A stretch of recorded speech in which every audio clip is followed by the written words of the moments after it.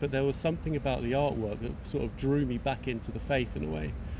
And there's something about the simplicity and the flatness of the medieval wall paintings and early medieval manuscripts.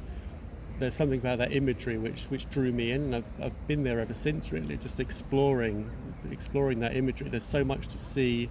It's so rich. There seems to be an endless amount of imagery to explore, and I just find it's like an endless source of inspiration. I start off with an idea, but that idea always changes during the process of working on it. It's almost like collages or amalgamations of lots of different references which end up in one painting, but the beginning idea is never the final thing. It's interesting thing with painting for me, is if I know exactly what I'm going to paint, it's never as interesting. The original idea is never the final result. It always changes during the process, almost always. Sort of mixing in the wood dust to it as well to create the texture has sort of lent itself more to painting with more sort of muted tones, I think. So I think I'm sort of quite one-track minded in a way that I'm just if I was in Brazil, I'd probably be doing the same work that I'm doing now. If I was in Italy, I'd probably be doing the same thing. If I was in Korea or Japan, I'd probably be doing the same thing.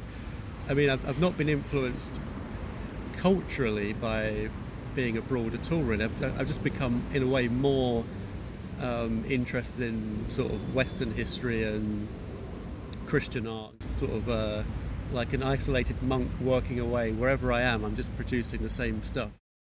I mean, I have like a strong group of fellow painters, and we're all doing different things, but we all share a sort of interest in history, I think, an interest in textural painting.